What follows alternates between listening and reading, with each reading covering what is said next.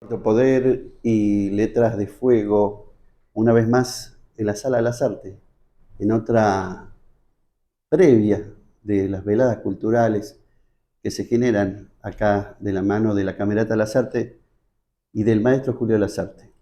Estamos con el cineasta Alberto García Ferrer. ¿Cómo estás? Bienvenido, y es una velada muy especial para usted acá en la Sala de las Artes, ¿no? Seguramente encantado, porque, bueno, es mi padre, son los poemas de mi padre, realmente, y estoy muy emocionado para escuchar a un gran músico y un gran recitador como es Lazarte con los poemas de mi padre. Este, seguramente que se va a meter en un túnel del tiempo usted al evocar esos poemas escritos por su padre, un hombre muy admirado acá en Tucumán, y va a ser algo, un golpe al corazón así, algo, una sensibilidad de la que usted como director de cine está acostumbrado. Bueno, no sé, a esto nunca termina de acostumbrarse uno a tener ese. Porque además, ¿cómo me enteré yo Sí, del maestro Lazarte, de su relación con la poesía de mi padre? claro, Porque me llegó, no sé quién me lo envió, no sé, creo que alguien de Tucumán. sí, Eh, una de estas sesiones extraordinarias que hace el maestro Lazarte, creo que fue en junio de este año, sí, sí. con la poesía de mi padre. Y entonces yo tenía pendiente venir a Tucumán Claro, por muchas razones, de un libro que se está publicando, etcétera, sí, etcétera. sí, Pero entonces yo trataba de llegar casi el primer día que llegué a Tucumán, vine sí. de Buenos Aires, me encontré con un gran amigo que está aquí presente, Ernesto Gay, y nos tomamos un café y le digo, tengo que ver esto, Claro, encontrar esto en la Lavalle 145. 145. Y entonces Ernesto me dijo, vamos ya mismo. Exacto. Y bueno, y nos presentamos aquí y ya nos enteramos, y nos enteramos que ese día a las 8:30 había uno, y venimos aquí y estuvimos gozando y disfrutando de, de la música y de la Sí, poesía que recitó el maestro ese día. Y después conversando, tomando un café, porque en esas cosas ya se ponen. Y yo enterándome a través de él, porque siempre sí, yo me fui a España a finales de los 70. claro. Y entonces la relación de él con mi padre, las cosas que le contaba a mi padre, y además él había estado en el sitio, en el sótano de mi casa. Ese sótano, digo yo era mío.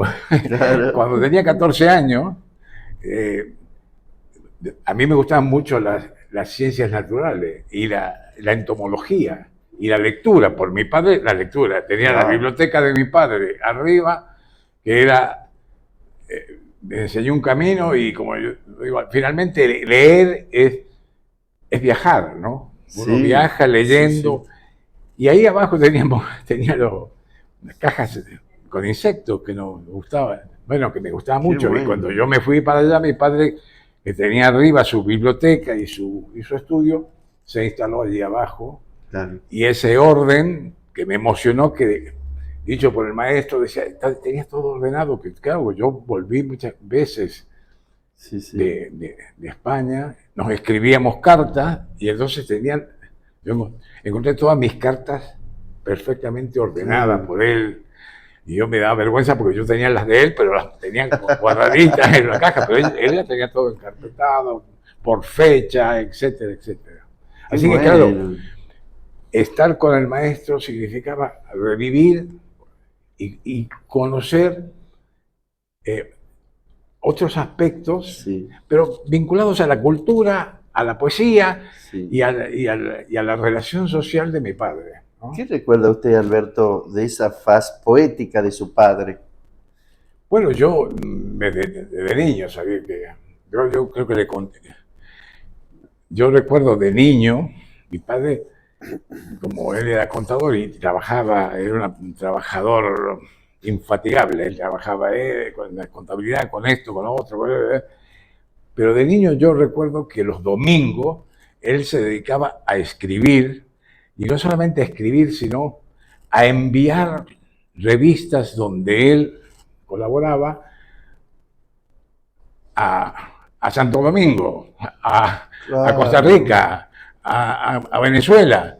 Conectado con el mundo. Porque a él le llegaban desde todos esos países poetas que le mandaban cosas. Y entonces yo me acuerdo de niño, porque el domingo él preparaba cuidadosamente lo que iba a enviar, preparaba los rollitos de las publicaciones, muy así, porque era muy ordenado y muy preciso, y era como una caja enorme o una bolsa enorme. Domingo en la noche lo acompañaba, bueno, mi madre también venía allí, o mi hermana, pero yo iba siempre cargando hasta un buzón rojo, claro, esos eran los buzones de esa época, sí. Que había, no en la avenida Juan B. Justo, en la avenida Sarmiento, me parece, en la avenida Sarmiento, segunda cuadra, justo ahí había una farmacia muy conocida, la farmacia de Rivero. Y, sí, sigue habiendo farmacia ahí, pero no. Y yo veía que él echaba todos aquellos, y eran que iban a recorrer Sudamérica, Sí, vale. y llegar allá, como a él le llegaban de allá, y era la poesía, era el viaje de la poesía. El viaje de la poesía por correo. Exactamente.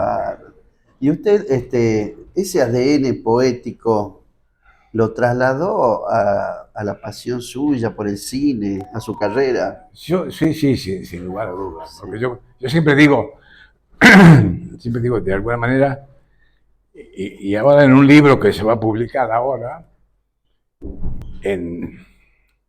digamos, en el primer capítulo de ese libro, porque sí, es un libro que yo llamaría de relatos ensayos, si son ensayos sobre el tema del cine, la comunicación, eso, sí, y donde hay ideas, pero contadas, claro. No, digamos, como lo dice la prologuista del libro, una gran cineasta española, muy amiga, que lo prologa, dice, lejos de la frialdad académica, claro, de la escritura, esta es una escritura cercana. Y quiere decir, mi padre era un cinéfilo extraordinario. Era un hombre que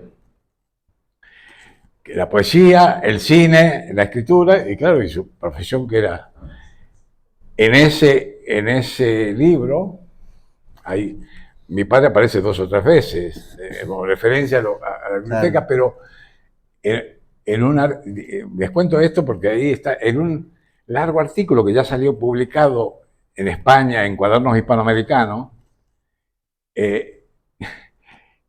y está dedicado a un estudio de la película de Drácula. El Drácula, que además yo lo supe por mi padre, es decir, el Drácula que se rodó justo en el año 30, cuando el cine empezaba a hablar. Y el artículo más o menos es un largo estudio de eso, y el artículo se llama Drácula empezó hablando en español. Porque resulta que... sí, porque resulta que por la mañana en el estudio, Bela Lugosi, que hacía de Drácula en inglés, rodaba la película en inglés. Y por la noche, en esos mismos escenarios, se rodaba en español. Porque era el momento en que estaba apareciendo el cine sonoro. Y entonces y los estudios decían, ¿y cómo hacemos? Lo más importante aquí tiene que haber en inglés y en español, porque el mercado es así. Entonces, de noche hablaba en español, Drácula, y era una cosa realmente, a mí me parecía. Y resulta que mi padre había visto la película española, claro, digamos, en español, quiere decir, no española, sino rodada en español, y la sabía de memoria, porque tenía una memoria extraordinaria. Porque esa película, de alguna manera, no se ocultó, pero desapareció, siendo que... Y yo después la he visto, y he visto que es una gran película, y además el conglomerado de actores y actrices era un conglomerado de habla hispana, porque había españoles, Claro. argentinos, había mexicanos que estaban en Estados Unidos en ese momento. Claro.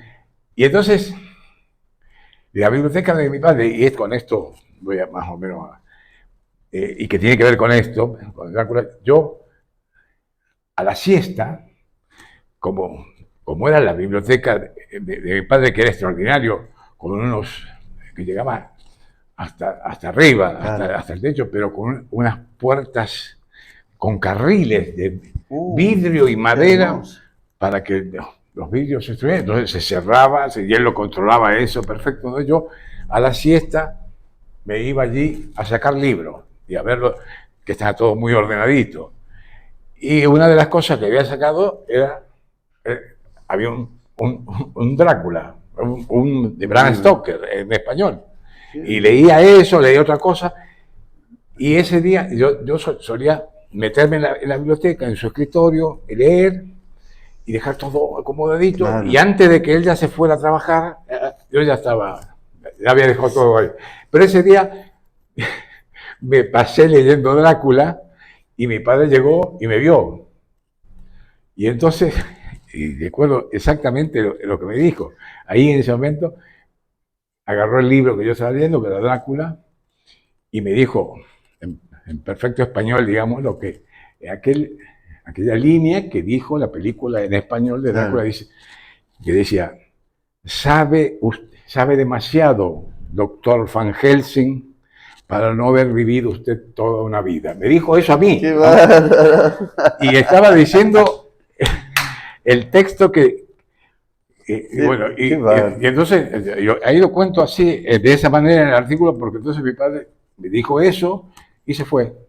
Y entonces ahí lo cuento en eso, digo, me di cuenta, yo ya me daba cuenta que ya tenía el carnet de la biblioteca de mi padre, que ya estaba no tenía autorizado y que ya me podía quedar ahí todo el tiempo que sea. Qué bueno. Y es inspiradora esta anécdota porque usted es un hombre del cine, una trayectoria tremenda, formador de alumnos de las carreras de cine, qué sé yo, todo lo que ha hecho, programador, series, documentales. ¿Cuál es la visión que se tiene desde Europa? Porque usted está en España. ¿Cuál es la visión que se tiene de Europa sobre el cine que se genera en Latinoamérica? Bueno, yo creo que es una visión diversa porque el cine latinoamericano es diverso. Yo creo que además es probable que hablar de cine latinoamericano no tiene mucha entidad porque está fragmentado. Están los cines de cada país tiene su propia identidad. Hay un ámbito muy preciso, el Río de la Plata, digamos, que ahí uruguayos y argentinos como que comulgan ahí, ¿no? Y trabajan de alguna manera.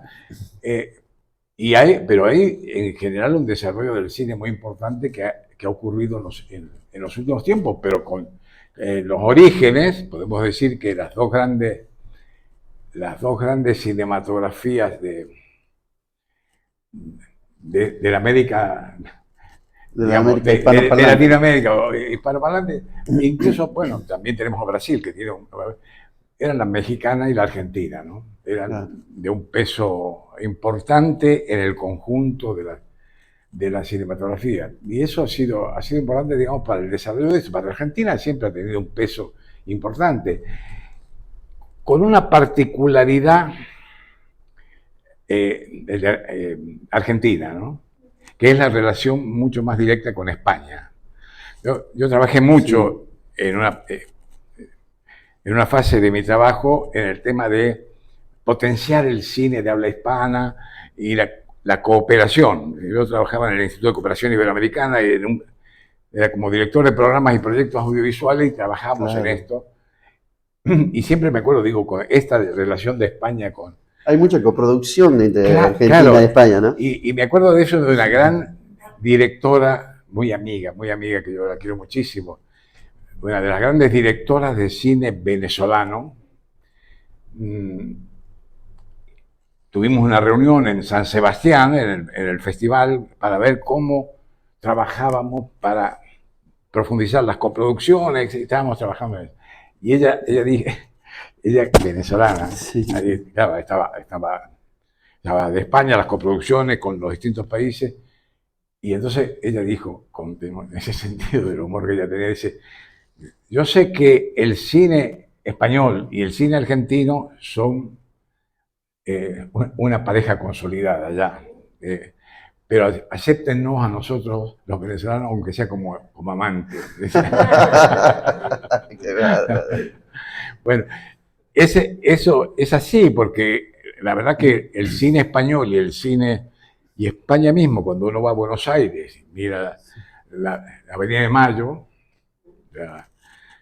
eso es parte de España, no digamos los hoteles donde estuvo Lorca, todo lo demás. Hay toda una historia en común. Una historia muy en común que además algunos escritores lo han hecho con un humor estupendo. Hay una cosa que escribe Arturo Jaureche en su libro Pantalones Cortos, de su infancia, y que cuenta ahí de la Avenida de Mayo, en medio de la Guerra Civil Española. Claro, y entonces ahí había en la Avenida de Mayo españoles que estaban por la República y españoles que estaban en contra. Y había discusiones todos los días y problemas todos los días. Venía la policía, y él cuenta una anécdota extraordinaria con humor. Entonces venía la policía y empezaba a detenerlo. Y entonces apareció un personaje, que creo que era radical de aquella época, un radical de Forja, de esto, y le dijo al policía, al sargento que había ahí, le dijo, no pueden detener a estos hombres, están discutiendo y poniendo sus ideas. Y ese sargento, mirado por Jaureche, le dice, llama a uno de los cabos que me dice, me lleva a todos estos por revoltosos y a este por pelotudo. Qué bueno que estás haciendo. Pero demuestra esa cosa de la vinculación de España con Argentina muy profunda. Sí. Y el cine ha sido así. Digo, creo que hablábamos hace tiempo, cuando en la época de la dictadura de Videla y compañía, o antes, un poco antes, la gente que se fue allá formó a muchos de los actores y actrices españoles. Es decir, Bardem. Bardem, su maestro es un argentino que se instaló allá y allí formó a cantidad, y Bardem lo dice públicamente, yo le debo todo a este señor. Y su esposa, que ganó Óscares y etcétera, etcétera, le pasó lo mismo con otra maestra argentina. Es decir, esa maestra argentina. Quiero decir que esa vinculación ha sido muy estrecha. Y después allí llegaron cantidad de actores en aquella época extraordinario. Aquello fue muy importante para el teatro allá. Como fue importante para la Argentina, los españoles y españolas que se vinieron aquí después de la Guerra Civil. O sea que ese vínculo es muy importante. En el campo del cine es... siempre hubo un vínculo de una y de otra orilla, ¿verdad? Totalmente. ¿Usted lo ve auspicioso la ve auspiciosa la carrera de cine de Tucumán? ¿O no tiene mucho no la conozco. Yo he estado una vez allí y no puedo hablar con propiedad, digamos, de esto, pero bueno, digamos, sí, a finales de los 80 a mí me plantearon ver aquí, en ese momento estaba el rector Campero, me parece. Rodolfo Martín Campero. Sí. Y yo ya estaba trabajando allá, no me podía venir para aquí, porque ya estaba muy avanzado mi trabajo en la cooperación en el campo del cine, estaba trabajando, haciendo también coproducciones, etc. Pero una de las cosas que yo, y lo digo ahora porque para mí sigue siendo válido, a pesar de que en ese momento lo que yo planteaba era, Tucumán tiene, digamos, el instituto cinefotográfico más antiguo de Argentina. Es decir, cuando no había universidades que tuvieran un instituto cinefotográfico, lo tuvo la Universidad de Tucumán. Estoy hablando de finales de los 40, principios de los 50, donde empezó a haber problemas con la película negativa, para la circulación de la película negativa. Bueno, se creó el Instituto de Cine Fotográfico. Como ustedes recordarán, ahí vino una persona que se llama Jorge Pelolán, que hizo cine etnográfico, bueno, de primera línea y de importancia para todo el mundo. O sea, tiene un Instituto de Cine Fotográfico ese. La universidad ha creado el primer canal de televisión de Tucumán, en el año 66. Era de la universidad. Y está muy bien y que tenga una escuela de cine. Pero a mí, desde mi punto de vista, las tres cosas deberían trabajar juntas. Porque esa gente que salga puede trabajar en esa televisión, puede llevar ideas y puede llevar proyectos. Contenidos.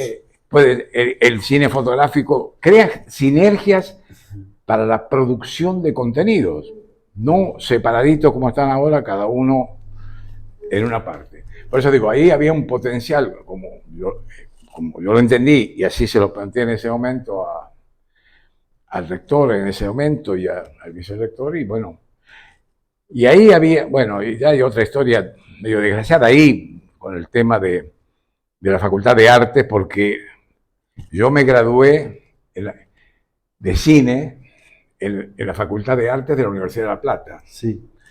Y que fue la carrera de cine más antigua de Argentina, del año 52. Y por ahí habían pasado como profesores toda la generación de cineastas de los 60, que hicieron el cine argentino en los 60, todos habían sido profesores allá. Y después a mí me tocó dirigir una escuela de cine, que creo que García Márquez, y yo decía,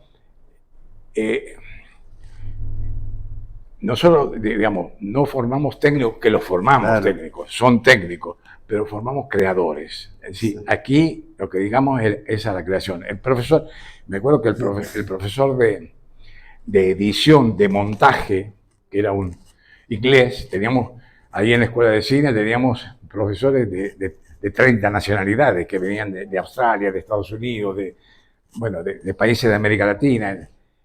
Y él decía, mira, Alberto me decía, él era una figura extraordinaria como montajista del cine en Gran Bretaña. Y me decía, yo, Alberto, necesito 20 días para que sepan manejar los instrumentos técnicos. Pero necesito 8 meses para que creen, para que sean creadores con el montaje. Porque él veía las películas, le hacía analizar las películas, le hacía que los chicos la remontaran, contaran otras ideas. Pero dice, manejar el equipo, 15 días. En 15 días ya manejan el equipo perfectamente. Ya son técnicos, pero creadores necesitan... Qué hermosa definición la que está dando usted, Alberto, la de formar los creadores, que eso es lo más difícil. Pero es maravilloso que alguien que hace docencia con un arte como el cine diga, formamos creadores, eso es lo que necesitamos.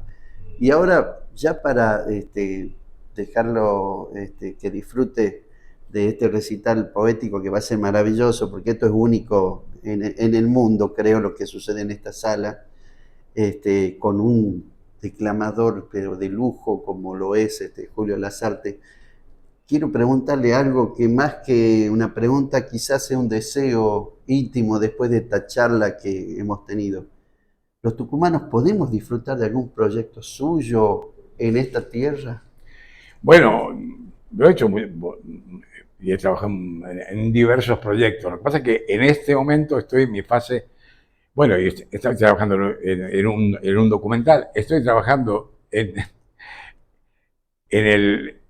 el guión de una película de terror, porque mis hijos son expertos en eso. Ellos que están en México y está en La Plata, están trabajando y bueno, ya llevan como 16 películas y han trabajado en eso. Y además, siempre me dice, yo algunas veces le digo, el mayor se graduó en la Escuela de Cine de San Antonio de los Baños, en Cuba, cuando yo era director. Rindió su examen, lo aprobó porque allí era muy estricto esto. Era el más joven de los que entraba, estaba justo en el límite de edades jóvenes, Claro. porque ahí se podía entrar por los 19 años y hasta los 26. Más de los 26 no se podía entrar. Él estaba justo en esa edad, rindió el examen, lo aprobó, hizo muy buen examen.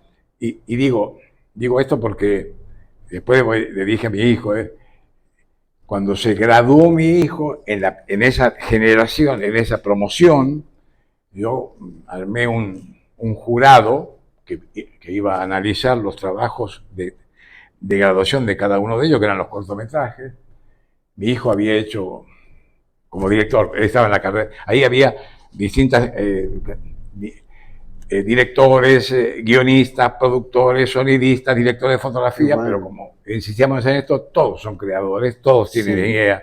No es que este tiene idea, el director tiene idea y los otros son no, todos. Bueno, él hizo un trabajo que se llamaba Policlínico Miserable, que digamos era el primer trabajo que se hacía en Cuba, más o menos de un cine que estaba en el borde del terror o en el terror mismo, ¿no? Entonces, la verdad que el trabajo estaba muy bien. Yo armé un tribunal que lo presidía Costa Gabras y, digamos, figuras de primer orden en el cine mundial. Y Costa, cuando vio a mi hijo al trabajo, le dijo, mira, tu trabajo es el mejor trabajo. A mí no me gusta el cine de terror, dijo Costa. Por eso me gustaría que tu talento también sirviera para hacer otro tipo de cine más adelante, que haga esta película está muy bien y es la mejor. Y bueno, años después yo le dije, como mi hijo ya trabajaba en el cine de terror y hacían películas, mi hijo que el siguiente, juntos, lo hacían juntos, codirigían, hacían los guiones, y ahora uno está en México y él está en La Plata y siguen haciendo juntos y ahora van a hacer, no sé, la cuarta, quinta película juntos, juntos, codirigida. En Barcelona se va a rodar, que va a ser un thriller. Y en algún momento yo le dije, oye, está bien, recuerdo lo que le dijo Costa Gabras, que también pueden hacer otro tipo de cine, que el talento lo puede hacer. Y entonces mis hijos me dijeron, papá, si vos nos metiste en el cine de terror, y ahora que digo, sí, yo no digo nada. Y es verdad, yo desde chico me encantaba el cine de terror, desde aquello de mi padre leyendo Drácula y diciéndote con 11 años, 10 años. Así que, bueno, yo creo que aquí en Tucumán sería importante retomar esa idea de juntar recursos, voluntades y líneas de trabajo, y creatividad, porque las tiene para el desarrollo, ese desarrollo creativo. Y decía esto porque en ese momento pensamos, yo personalmente en la propuesta decía, bueno, si se tiene el Instituto Cinefotográfico, se tiene la televisión, y se va a trabajar en la formación, para mi gusto, esa formación debería estar en la Facultad de Artes, como en La Plata. En La Plata era, dentro de la Facultad de Artes, estaba la pintura, estaba la escultura, estaba la música, estaba el diseño y estaba el cine. Y los del cine siempre éramos los más conflictivos. Bueno, pero... El séptimo arte. Entonces, esa historia, me parecía que hubiera sido bueno que esa carrera, en vez de ser una escuela apartada, estuviera en el contexto, porque yo creo que en el contexto creativo, con músicos, con pintores, con diseñadores... Ahí es donde se produce la sinergia, ¿no? Se produce una sinergia y, bueno, nada más. Bueno, ha sido realmente un placer, Alberto García Ferrer, un hombre de trayectoria tucumano, que ha hecho mucho en el cine, que reside en España. Realmente es un lujo para Diario Cuarto Poder haberlo entrevistado. Le agradecemos que nos haya otorgado estos minutos y lo felicitamos porque su historia de vida es para una película o para una serie, ¿no? Así que le agradezco mucho, Alberto, su tiempo. Para una película aquí tenemos la historia del maestro. Sí, la historia de Julio Lazarte también. Eso es una historia de una película. Muchas gracias. Muchas gracias a ustedes. Muchas gracias.